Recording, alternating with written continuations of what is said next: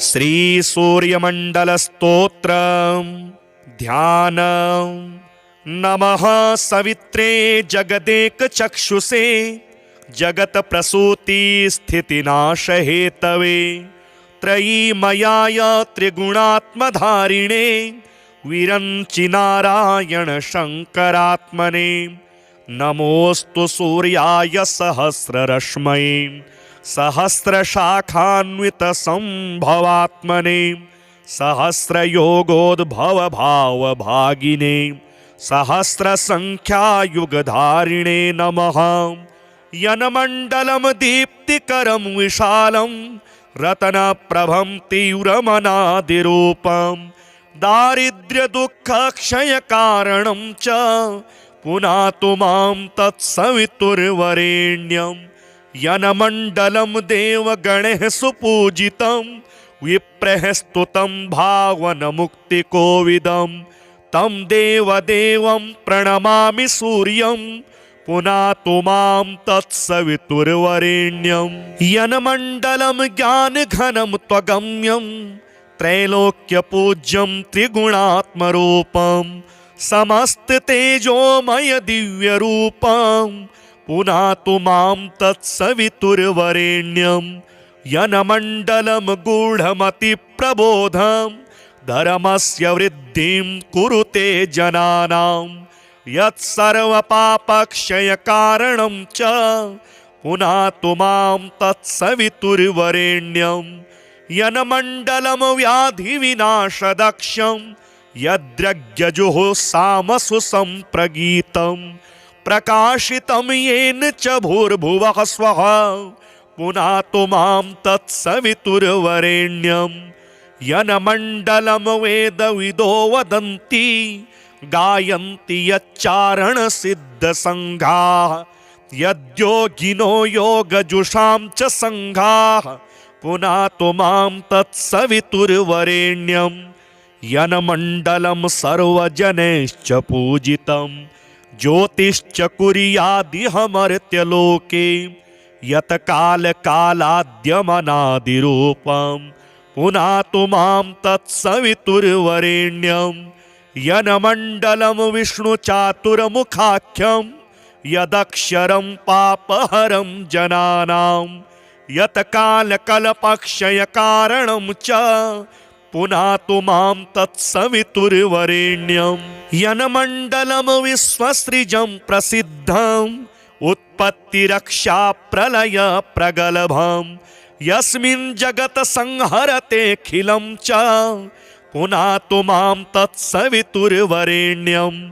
यनमण्डलं सर्वगतस्य विष्णोरात्मा परं धाम विशुद्धतत्त्वं सूक्ष्मान्तरैर्योगपथानुगम्यं पुनातु मां तत्सवितुर्वरेण्यं। यनमण्डलं वेदविदो वदन्ति गायन्ति यच्चारणसिद्धसङ्घाः यनमण्डलं वेदविदः स्मरन्ति पुनातु मां तत्सवितुर्वरेण्यं। यनमण्डलं वेदविदोपगीतं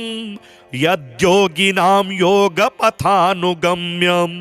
तत्सर्वमेवं प्रणमामि सूर्यं पुनातु मां तत्सवितुर्वरेण्यं। सूर्यमण्डलसुस्तोत्रं यः पठेत् सततं नरः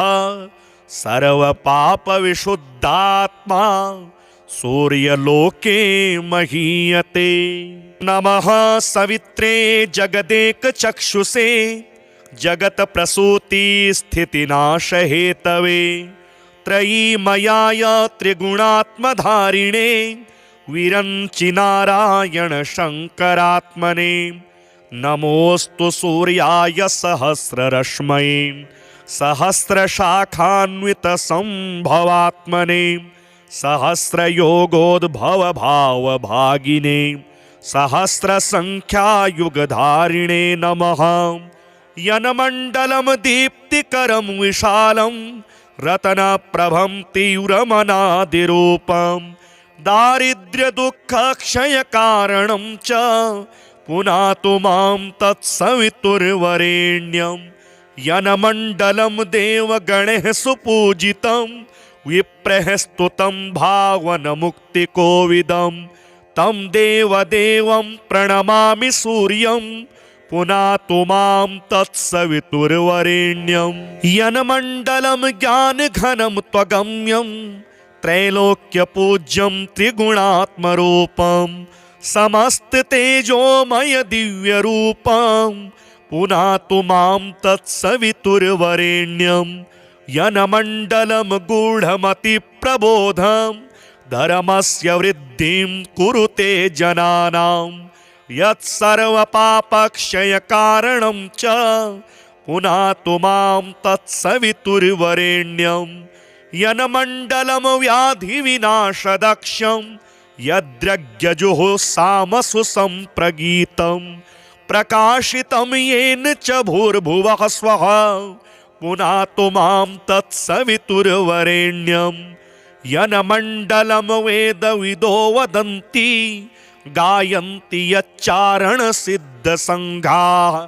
यद्योगिनो योगजुषां च सङ्घाः पुनातु मां तत्सवितुर्वरेण्यं यनमण्डलं सर्वजनैश्च पूजितं ज्योतिश्च कुर्यादिहमर्त्यलोके यत्कालकालाद्यमनादिरूपं पुनातु मां तत्सवितुर्वरेण्यं यनमण्डलं विष्णुचातुर्मुखाख्यं यदक्षरं पापहरं जनानां यत्कालकल्पक्षयकारणं च पुनातु मां तत्सवितुर्वरेण्यं यनमण्डलं विश्वसृजं प्रसिद्धं उत्पत्तिरक्षा प्रलय प्रगल्भं यस्मिन् जगत् संहरतेऽखिलं च पुनातु मां तत्सवितुर्वरेण्यं यनमण्डलं सर्वगतस्य विष्णोरात्मा परं धाम विशुद्धतत्त्वं सूक्ष्मान्तरैर्योगपथानुगम्यं पुनातु मां तत्सवितुर्वरेण्यं यनमण्डलं वेदविदो वदन्ति गायन्ति यच्चारणसिद्धसङ्घाः यनमण्डलं वेदविदः स्मरन्ति पुनातु मां तत्सवितुर्वरेण्यं यनमण्डलं वेदविदोपगीतं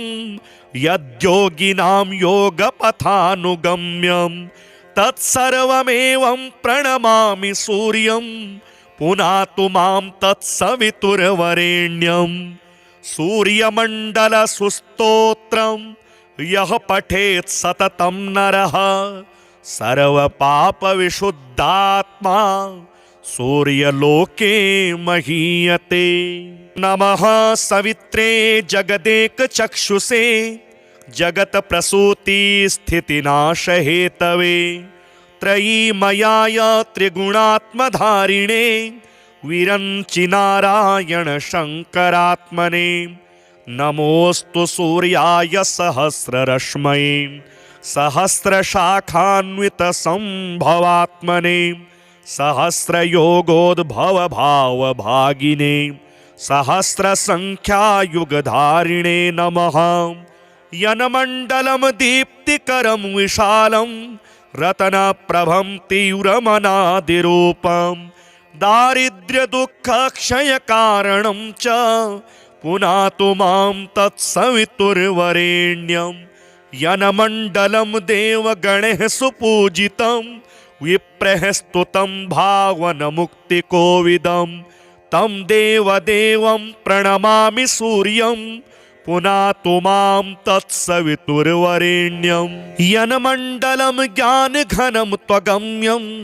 त्रैलोक्यपूज्यं त्रिगुणात्मरूपं समस्ततेजोमय दिव्यरूपं पुनातु मां तत्सवितुर्वरेण्यं यनमण्डलं गूढमतिप्रबोधं धर्मस्य वृद्धिं कुरुते जनानां यत्सर्वपापक्षयकारणं च पुनातु मां तत्सवितुर्वरेण्यं यनमण्डलं व्याधिविनाशदक्षं यद्रज्ञजुः सामसु सम्प्रगीतं प्रकाशितं येन च भूर्भुवः स्वः पुनातु मां तत्सवितुर्वरेण्यं यन्मण्डलं वेदविदो वदन्ति गायन्ति यच्चारणसिद्धसङ्घाः यद्योगिनो योगजुषां च सङ्घाः पुनातु मां तत्सवितुर्वरेण्यं यन्मण्डलं सर्वजनैश्च पूजितं ज्योतिश्च कुर्यादिहमर्त्यलोके यत्कालकालाद्यमनादिरूपं पुनातु मां तत्सवितुर्वरेण्यं यन्मण्डलं विष्णुचातुर्मुखाख्यं यदक्षरं पापहरं जनानां यत्कालकल्पक्षयकारणं च पुनातु मां तत्सवितुर्वरेण्यं यन्मण्डलं विश्वसृजं प्रसिद्धम् उत्पत्तिरक्षा प्रलय प्रगल्भं यस्मिन् जगत् संहरतेऽखिलं च पुनातु मां तत्सवितुर्वरेण्यं यन्मण्डलं सर्वगतस्य विष्णोरात्मा परं धाम विशुद्धतत्त्वं सूक्ष्मान्तरैर्योगपथानुगम्यं पुनातु मां तत्सवितुर्वरेण्यं यन्मण्डलं वेदविदो वदन्ति गायन्ति यच्चारणसिद्धसङ्घाः यन्मण्डलं वेदविदः स्मरन्ति पुनातु मां तत्सवितुर्वरेण्यं यन्मण्डलं वेदविदोपगीतं यद्योगिनां योगपथानुगम्यं तत्सर्वमेवं प्रणमामि सूर्यं पुनातु मां तत्सवितुर्वरेण्यं सूर्यमण्डलसुस्तोत्रं यः पठेत् सततं नरः सर्वपापविशुद्धात्मा सूर्यलोके महीयते। नमः सवित्रे जगदेकचक्षुषे जगत्प्रसूतिस्थितिनाशहेतवे त्रयीमयाय त्रिगुणात्मधारिणे विरञ्चिनारायण शङ्करात्मने नमोऽस्तु सूर्याय सहस्ररश्मये सहस्रशाखान्वितसम्भवात्मने सहस्रयोगोद्भवभावभागिने सहस्रसङ्ख्यायुगधारिणे नमः यन्मण्डलं दीप्तिकरं विशालं रत्नप्रभं तीव्रमनादिरूपं दारिद्र्यदुःखक्षयकारणं च पुनातु मां तत्सवितुर्वरेण्यं यन्मण्डलं देवगणैः सुपूजितं विप्रैः स्तुतं भावनमुक्तिकोविदं तं देवदेवं प्रणमामि सूर्यं पुनातु मां तत्सवितुर्वरेण्यं यन्मण्डलं ज्ञानघनं त्वगम्यं त्रैलोक्यपूज्यं त्रिगुणात्मरूपं समस्ततेजोमय दिव्यरूपं पुनातु मां तत्सवितुर्वरेण्यं यन्मण्डलं गूढमतिप्रबोधं धर्मस्य वृद्धिं कुरुते जनानां यत्सर्वपापक्षयकारणं च पुनातु मां तत्सवितुर्वरेण्यं यन्मण्डलं व्याधिविनाशदक्षं यद्रज्ञजुः सामसु सम्प्रगीतं प्रकाशितं येन च भूर्भुवः स्वः पुनातु मां तत्सवितुर्वरेण्यं यन्मण्डलं वेदविदो वदन्ति गायन्ति यच्चारणसिद्धसङ्घाः यद्योगिनो योगजुषां च सङ्घाः पुनातु मां तत्सवितुर्वरेण्यं यन्मण्डलं सर्वजनैश्च पूजितं ज्योतिश्च कुर्यादिहमर्त्यलोके यत्कालकालाद्यमनादिरूपं पुनातु मां तत्सवितुर्वरेण्यं यन्मण्डलं विष्णुचातुर्मुखाख्यं यदक्षरं पापहरं जनानां यत्कालकल्पक्षयकारणं च पुनातु मां तत्सवितुर्वरेण्यं यन्मण्डलं विश्वसृजं प्रसिद्धम् उत्पत्तिरक्षा प्रलय प्रगल्भम् यस्मिन् जगत् संहरतेऽखिलं च पुनातु मां तत्सवितुर्वरेण्यं यन्मण्डलं सर्वगतस्य विष्णोरात्मा परं धाम विशुद्धतत्त्वं सूक्ष्मान्तरैर्योगपथानुगम्यं पुनातु मां तत्सवितुर्वरेण्यं यन्मण्डलं वेदविदो वदन्ति गायन्ति यच्चारणसिद्धसङ्घाः यन्मण्डलं वेदविदः स्मरन्ति पुनातु मां तत्सवितुर्वरेण्यं यन्मण्डलं वेदविदोपगीतं यद्योगिनां योगपथानुगम्यं तत्सर्वमेवं प्रणमामि सूर्यं पुनातु मां तत्सवितुर्वरेण्यं सूर्यमण्डलसुस्तोत्रं यः पठेत् सततं नरः सर्वपापविशुद्धात्मा सूर्यलोके महीयते। नमः सवित्रे जगदेकचक्षुषे जगत्प्रसूतिस्थितिनाशहेतवे त्रयीमयाय त्रिगुणात्मधारिणे विरञ्चिनारायण शङ्करात्मने नमोऽस्तु सूर्याय सहस्ररश्मये सहस्रशाखान्वितसम्भवात्मने सहस्रयोगोद्भवभावभागिने सहस्रसङ्ख्यायुगधारिणे नमः यन्मण्डलं दीप्तिकरं विशालं रत्नप्रभं तीव्रमनादिरूपं दारिद्र्यदुःखक्षयकारणं च पुनातु मां तत्सवितुर्वरेण्यं यन्मण्डलं देवगणैः सुपूजितं विप्रैः स्तुतं भावनमुक्तिकोविदं तं देवदेवं प्रणमामि सूर्यं पुनातु मां तत्सवितुर्वरेण्यं यन्मण्डलं ज्ञानघनं त्वगम्यं त्रैलोक्यपूज्यं त्रिगुणात्मरूपं समस्ततेजोमय दिव्यरूपं पुनातु मां तत्सवितुर्वरेण्यं यन्मण्डलं गूढमतिप्रबोधं धर्मस्य वृद्धिं कुरुते जनानां यत्सर्वपापक्षयकारणं च पुनातु मां तत्सवितुर्वरेण्यं यन्मण्डलं व्याधिविनाशदक्षं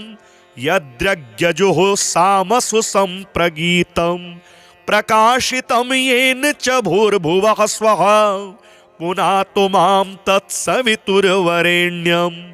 यन्मण्डलं वेदविदो वदन्ति गायन्ति यच्चारणसिद्धसङ्घाः यद्योगिनो योगजुषां च सङ्घाः पुनातु मां तत्सवितुर्वरेण्यं यन्मण्डलं सर्वजनैश्च पूजितं ज्योतिश्च कुर्यादिहमर्त्यलोके यत्कालकालाद्यमनादिरूपं पुनातु मां तत्सवितुर्वरेण्यं यन्मण्डलं विष्णुचातुर्मुखाख्यं यदक्षरं पापहरं जनानां यत्कालकल्पक्षयकारणं च पुनातु मां तत्सवितुर्वरेण्यं यन्मण्डलं विश्वसृजं प्रसिद्धम् उत्पत्तिरक्षा प्रलय प्रगल्भम् यस्मिन् जगत् संहरतेऽखिलं च पुनातु मां तत्सवितुर्वरेण्यं यन्मण्डलं सर्वगतस्य विष्णोरात्मा परं धाम विशुद्धतत्त्वं सूक्ष्मान्तरैर्योगपथानुगम्यं पुनातु मां तत्सवितुर्वरेण्यं यन्मण्डलं वेदविदो वदन्ति गायन्ति यच्चारणसिद्धसङ्घाः यन्मण्डलं वेदविदः स्मरन्ति पुनातु मां तत्सवितुर्वरेण्यं यनमण्डलमवेदविदोपगीतं यद्योगिनां योगपथानुगम्यं तत्सर्वमेवं प्रणमामि सूर्यं पुनातु मां तत्सवितुर्वरेण्यं सूर्यमण्डलसुस्तोत्रं यः पठेत् सततं नरः सर्वपापविशुद्धात्मा सूर्यलोके महीयते। नमः सवित्रे जगदेकचक्षुषे जगत्प्रसूति स्थितिनाशहेतवे त्रयीमयाय त्रिगुणात्मधारिणे विरञ्चि नारायण शङ्करात्मने नमोऽस्तु सूर्याय सहस्ररश्मये सहस्रशाखान्वितसम्भवात्मने सहस्रयोगोद्भवभावभागिने सहस्रसङ्ख्यायुगधारिणे नमः। यनमण्डलं दीप्तिकरं विशालं रत्नप्रभं तीव्रमनादिरूपं दारिद्र्यदुःखक्षयकारणं च पुनातु मां तत्सवितुर्वरेण्यं यनमण्डलं देवगणैः सुपूजितं विप्रैः स्तुतं भावनमुक्तिकोविदं तं देवदेवं प्रणमामि सूर्यं पुनातु मां तत्सवितुर्वरेण्यं यनमण्डलं ज्ञानघनं त्वगम्यं त्रैलोक्यपूज्यं त्रिगुणात्मरूपं समस्ततेजोमय दिव्यरूपं पुनातु मां तत्सवितुर्वरेण्यं यनमण्डलं गूढमतिप्रबोधं धर्मस्य वृद्धिं कुरुते जनानां यत्सर्वपापक्षयकारणं च पुनातु मां तत्सवितुर्वरेण्यं यनमण्डलं व्याधिविनाशदक्षं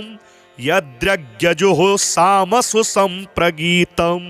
प्रकाशितं येन च भूर्भुवः स्वः पुनातु मां तत्सवितुर्वरेण्यं यनमण्डलं वेदविदो वदन्ति गायन्ति यच्चारणसिद्धसङ्घाः यद्योगिनो योगजुषां च सङ्घाः पुनातु मां तत्सवितुर्वरेण्यं यनमण्डलं सर्वजनैश्च पूजितं ज्योतिश्च कुर्यादिहमर्त्यलोके यत्कालकालाद्यमनादिरूपं पुनातु मां तत्सवितुर्वरेण्यं यनमण्डलं विष्णुचातुर्मुखाख्यं यदक्षरं पापहरं जनानां यत्कालकल्पक्षयकारणं च पुनातु मां तत्सवितुर्वरेण्यं यनमण्डलं विश्वसृजं प्रसिद्धम् उत्पत्तिरक्षा प्रलय प्रगल्भं यस्मिन् जगत् संहरतेऽखिलं च पुनातु मां तत्सवितुर्वरेण्यं यनमण्डलं सर्वगतस्य विष्णोरात्मा परं धाम विशुद्धतत्त्वं सूक्ष्मान्तरैर्योगपथानुगम्यं पुनातु मां तत्सवितुर्वरेण्यं यनमण्डलं वेदविदो वदन्ति गायन्ति यच्चारणसिद्धसङ्घाः यनमण्डलं वेदविदः स्मरन्ति पुनातु मां तत्सवितुर्वरेण्यं यनमण्डलं वेदविदोपगीतं यद्योगिनां योगपथानुगम्यं तत्सर्वमेवं प्रणमामि सूर्यं पुनातु मां तत्सवितुर्वरेण्यं सूर्यमण्डलसुस्तोत्रं यः पठेत् सततं नरः सर्वपापविशुद्धात्मा सूर्यलोके महीयते। नमः सवित्रे जगदेकचक्षुषे जगत्प्रसूति स्थितिनाशहेतवे त्रयीमयाय त्रिगुणात्मधारिणे विरञ्चि नारायण शङ्करात्मने नमोऽस्तु सूर्याय सहस्ररश्मये सहस्रशाखान्वितसम्भवात्मने सहस्रयोगोद्भव भावभागिने सहस्रसङ्ख्यायुगधारिणे नमः। यन्मण्डलं दीप्तिकरं विशालं रत्नप्रभं तीव्रमनादिरूपं दारिद्र्यदुःखक्षयकारणं च पुनातु मां तत्सवितुर्वरेण्यं। यन्मण्डलं देवगणैः सुपूजितं विप्रैः स्तुतं भावनमुक्तिकोविदं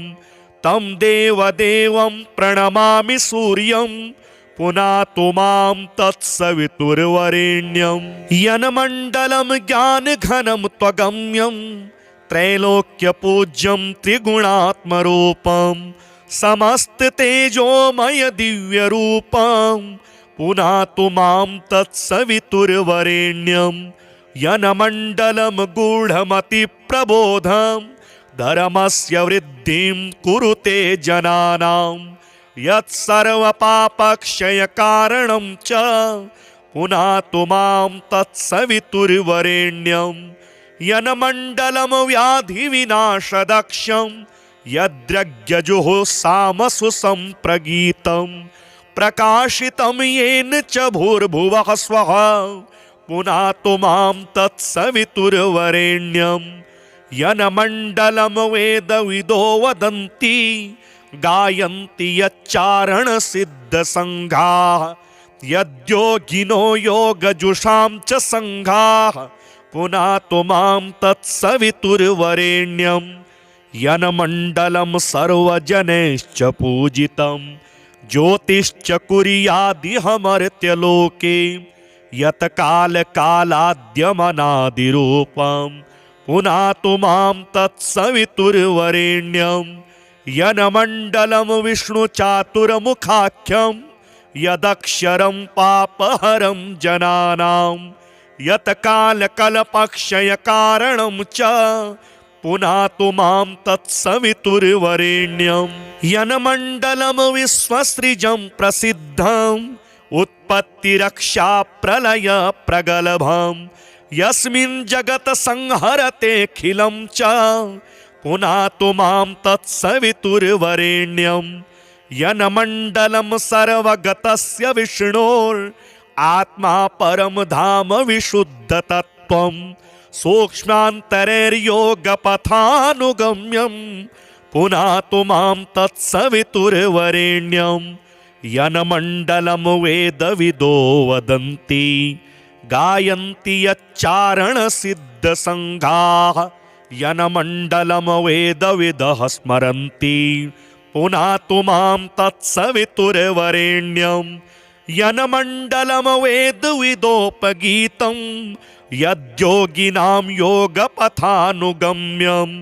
तत्सर्वमेवं प्रणमामि सूर्यं पुनातु मां तत्सवितुर्वरेण्यं। सूर्यमण्डलसुस्तोत्रं यः पठेत् सततं नरः सर्वपापविशुद्धात्मा सूर्यलोके महीयते।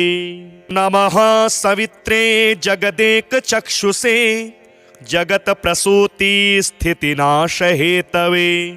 त्रयीमयाय त्रिगुणात्मधारिणे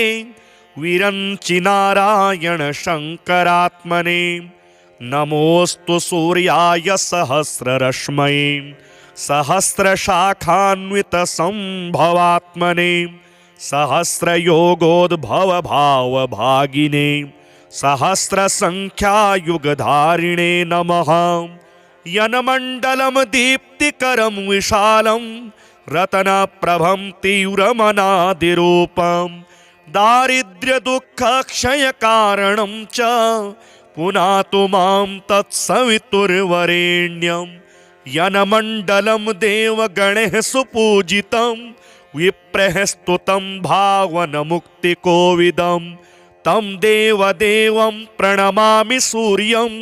पुनातु मां तत्सवितुर्वरेण्यं। यन्मण्डलं ज्ञानघनं त्वगम्यं त्रैलोक्यपूज्यं त्रिगुणात्मरूपं समस्ततेजोमय दिव्यरूपं पुनातु मां तत्सवितुर्वरेण्यं। यनमण्डलं गूढमतिप्रबोधं धर्मस्य वृद्धिं कुरुते जनानां यत्सर्वपापक्षयकारणं च पुनातु मां तत्सवितुर्वरेण्यं यनमण्डलं व्याधिविनाशदक्षं यद्रग्यजुः सामसु सम्प्रगीतं प्रकाशितं येन च भूर्भुवः स्वः पुनातु मां तत्सवितुर्वरेण्यं यनमण्डलं वेदविदो वदन्ति गायन्ति यच्चारणसिद्धसङ्घाः यद्योगिनो योगजुषां च सङ्घाः पुनातु मां तत्सवितुर्वरेण्यं यनमण्डलं सर्वजनैश्च पूजितं ज्योतिश्च कुर्यादिहमर्त्यलोके यत्कालकालाद्यमनादिरूपं पुनातु मां तत्सवितुर्वरेण्यं यनमण्डलं विष्णुचातुर्मुखाख्यं यदक्षरं पापहरं जनानां यत्कालकल्पक्षयकारणं च पुनातु मां तत्सवितुर्वरेण्यं यनमण्डलं विश्वसृजं प्रसिद्धम्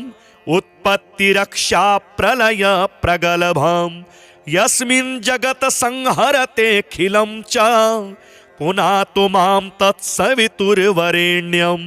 यनमण्डलं सर्वगतस्य विष्णोरात्मा परं धाम विशुद्धतत्त्वं सूक्ष्मान्तरैर्योगपथानुगम्यं पुनातु मां तत्सवितुर्वरेण्यं यनमण्डलं वेदविदो वदन्ति गायन्ति यच्चारणसिद्धसङ्घाः यनमण्डलं वेदविदः स्मरन्ति पुनातु मां तत्सवितुर्वरेण्यं यनमण्डलं वेदविदोपगीतं यद्योगिनां योगपथानुगम्यं तत्सर्वमेवं प्रणमामि सूर्यं पुनातु मां तत्सवितुर्वरेण्यं सूर्यमण्डलसुस्तोत्रं यः पठेत् सततं नरः सर्वपापविशुद्धात्मा सूर्यलोके महीयते। नमः सवित्रे जगदेकचक्षुषे जगत्प्रसूतिस्थितिनाशहेतवे त्रयीमयाय त्रिगुणात्मधारिणे विरञ्चिनारायण शङ्करात्मने नमोऽस्तु सूर्याय सहस्ररश्मये सहस्रशाखान्वितसम्भवात्मने सहस्रयोगोद्भवभावभागिने सहस्रसङ्ख्यायुगधारिणे नमः यनमण्डलं दीप्तिकरं विशालं रत्नप्रभं तीव्रमनादिरूपं दारिद्र्यदुःखक्षयकारणं च पुनातु मां तत्सवितुर्वरेण्यं यनमण्डलं देवगणैः सुपूजितं विप्रैः स्तुतं भावनमुक्तिकोविदं तं देवदेवं प्रणमामि सूर्यं पुनातु मां तत्सवितुर्वरेण्यं यनमण्डलं ज्ञानघनं त्वगम्यं त्रैलोक्यपूज्यं त्रिगुणात्मरूपं समस्ततेजोमय दिव्यरूपं पुनातु मां तत्सवितुर्वरेण्यं यनमण्डलं गूढमतिप्रबोधं धर्मस्य वृद्धिं कुरुते जनानां यत्सर्वपापक्षयकारणं च पुनातु मां तत्सवितुर्वरेण्यं यनमण्डलं व्याधिविनाशदक्षं यद्रग्यजुः सामसु सम्प्रगीतं प्रकाशितं येन च भूर्भुवः स्वः पुनातु मां तत्सवितुर्वरेण्यं यनमण्डलं वेदविदो वदन्ति गायन्ति यच्चारणसिद्धसङ्घाः यद्योगिनो योगजुषां च सङ्घाः पुनातु मां तत्सवितुर्वरेण्यं यनमण्डलं सर्वजनैश्च पूजितं ज्योतिश्च कुर्यादिहमर्त्यलोके यत्कालकालाद्यमनादिरूपं पुनातु मां तत्सवितुर्वरेण्यं यन्मण्डलं विष्णुचातुर्मुखाख्यं यदक्षरं पापहरं जनानां यत्कालकल्पक्षयकारणं च पुनातु मां तत्सवितुर्वरेण्यं यन्मण्डलं विश्वसृजं प्रसिद्धम् उत्पत्तिरक्षा प्रलय प्रगल्भं यस्मिन् जगत् संहरतेऽखिलं च पुनातु मां तत्सवितुर्वरेण्यं यन्मण्डलं सर्वगतस्य विष्णोरात्मा परं धाम विशुद्धतत्त्वं सूक्ष्मान्तरैर्योगपथानुगम्यं पुनातु मां तत्सवितुर्वरेण्यं यन्मण्डलं वेदविदो वदन्ति गायन्ति यच्चारणसिद्धसङ्घाः यन्मण्डलं वेदविदः स्मरन्ति पुनातु मां तत्सवितुर्वरेण्यं यन्मण्डलं वेदविदोपगीतं यद्योगिनां योगपथानुगम्यं तत्सर्वमेवं प्रणमामि सूर्यं पुनातु मां तत्सवितुर्वरेण्यं सूर्यमण्डलसुस्तोत्रं यः पठेत् सततं नरः सर्वपापविशुद्धात्मा सूर्यलोके महीयते। नमः सवित्रे जगदेकचक्षुषे जगत्प्रसूतिस्थितिनाशहेतवे त्रयीमयाय त्रिगुणात्मधारिणे विरञ्चिनारायण शङ्करात्मने नमोऽस्तु सूर्याय सहस्ररश्मये सहस्रशाखान्वितसम्भवात्मने सहस्रयोगोद्भवभावभागिने सहस्रसङ्ख्यायुगधारिणे नमः यन्मण्डलं दीप्तिकरं विशालं रत्नप्रभं तीव्रमनादिरूपं दारिद्र्यदुःखक्षयकारणं च पुनातु मां तत्सवितुर्वरेण्यं यन्मण्डलं देवगणैः सुपूजितं विप्रैः स्तुतं भावनमुक्तिकोविदं तं देवदेवं प्रणमामि सूर्यं पुनातु मां तत्सवितुर्वरेण्यं यन्मण्डलं ज्ञानघनं त्वगम्यं त्रैलोक्यपूज्यं त्रिगुणात्मरूपं समस्ततेजोमय दिव्यरूपं पुनातु मां तत्सवितुर्वरेण्यं यन्मण्डलं गूढमतिप्रबोधं धर्मस्य वृद्धिं कुरुते जनानां यत्सर्वपापक्षयकारणं च पुनातु मां तत्सवितुर्वरेण्यं यन्मण्डलं व्याधिविनाशदक्षं यद्रज्ञजुः सामसु सम्प्रगीतं प्रकाशितं येन च भूर्भुवः स्वः पुनातु मां तत्सवितुर्वरेण्यं यन्मण्डलं वेदविदो वदन्ति गायन्ति यच्चारणसिद्धसङ्घाः यद्योगिनो योगजुषां च सङ्घाः पुनातु मां तत्सवितुर्वरेण्यं यन्मण्डलं सर्वजनैश्च पूजितं ज्योतिश्च कुर्यादिहमर्त्यलोके यत्कालकालाद्यमनादिरूपं पुनातु मां तत्सवितुर्वरेण्यं यन्मण्डलं विष्णुचातुर्मुखाख्यं यदक्षरं पापहरं जनानां यत्कालकल्पक्षयकारणं च पुनातु मां तत्सवितुर्वरेण्यं यन्मण्डलं विश्वसृजं प्रसिद्धम् उत्पत्तिरक्षा प्रलय प्रगल्भं यस्मिन् जगत् संहरतेऽखिलं च पुनातु मां तत्सवितुर्वरेण्यं यन्मण्डलं सर्वगतस्य विष्णोरात्मा परं धाम विशुद्धतत्त्वं सूक्ष्मान्तरैर्योगपथानुगम्यं पुनातु मां तत्सवितुर्वरेण्यं यन्मण्डलं वेदविदो वदन्ति गायन्ति यच्चारणसिद्धसङ्घाः यन्मण्डलं वेदविदः स्मरन्ति पुनातु मां तत्सवितुर्वरेण्यं यन्मण्डलं वेदविदोपगीतं यद्योगिनां योगपथानुगम्यं तत्सर्वमेवं प्रणमामि सूर्यं पुनातु मां तत्सवितुर्वरेण्यं सूर्यमण्डलसुस्तोत्रं यः पठेत् सततं नरः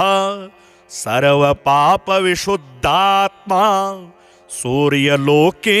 महीयते। नमः सवित्रे जगदेकचक्षुषे जगत्प्रसूतिस्थितिनाशहेतवे त्रयीमयाय त्रिगुणात्मधारिणे विरञ्चिनारायण शङ्करात्मने नमोऽस्तु सूर्याय सहस्ररश्मये सहस्रशाखान्वितसम्भवात्मने सहस्रयोगोद्भवभावभागिने सहस्रसङ्ख्यायुगधारिणे नमः। यन्मण्डलं दीप्तिकरं विशालं रत्नप्रभं तीव्रमनादिरूपं दारिद्र्यदुःखक्षयकारणं च पुनातु मां तत्सवितुर्वरेण्यं यन्मण्डलं देवगणैः सुपूजितं विप्रैः स्तुतं भावनमुक्तिकोविदं तं देवदेवं प्रणमामि सूर्यं पुनातु मां तत्सवितुर्वरेण्यं यन्मण्डलं ज्ञानघनं त्वगम्यं त्रैलोक्यपूज्यं त्रिगुणात्मरूपं समस्ततेजोमय दिव्यरूपं पुनातु मां तत्सवितुर्वरेण्यं यन्मण्डलं गूढमतिप्रबोधं धर्मस्य वृद्धिं कुरुते जनानां यत्सर्वपापक्षयकारणं च पुनातु मां तत्सवितुर्वरेण्यं यन्मण्डलं व्याधिविनाशदक्षं यद्रज्ञजुः सामसु सम्प्रगीतं प्रकाशितं येन च भूर्भुवः स्वः पुनातु मां तत्सवितुर्वरेण्यं यन्मण्डलं वेदविदो वदन्ति गायन्ति यच्चारणसिद्धसङ्घाः यद्योगिनो योगजुषां च सङ्घाः पुनातु मां तत्सवितुर्वरेण्यं यन्मण्डलं सर्वजनैश्च पूजितं ज्योतिश्च कुर्यादिहमर्त्यलोके यत्कालकालाद्यमनादिरूपं पुनातु मां तत्सवितुर्वरेण्यं यन्मण्डलं विष्णुचातुर्मुखाख्यं यदक्षरं पापहरं जनानां यत्कालकल्पक्षयकारणं च पुनातु मां तत्सवितुर्वरेण्यं यन्मण्डलं विश्वसृजं प्रसिद्धं उत्पत्तिरक्षाप्रलयप्रगल्भं यस्मिन् जगत् संहरतेऽखिलं च पुनातु मां तत्सवितुर्वरेण्यं यन्मण्डलं सर्वगतस्य विष्णोरात्मा परं धाम विशुद्धतत्त्वं सूक्ष्मान्तरैर्योगपथानुगम्यं पुनातु मां तत्सवितुर्वरेण्यं यन्मण्डलं वेदविदो वदन्ति गायन्ति यच्चारणसिद्धसङ्घाः यन्मण्डलं वेदविदः स्मरन्ति पुनातु मां तत्सवितुर्वरेण्यं यन्मण्डलं वेदविदोपगीतं यद्योगिनां योगपथानुगम्यं तत्सर्वमेवं प्रणमामि सूर्यं पुनातु मां तत्सवितुर्वरेण्यं सूर्यमण्डलसुस्तोत्रं यः पठेत् सततं नरः सर्वपापविशुद्धात्मा सूर्यलोके महीयते।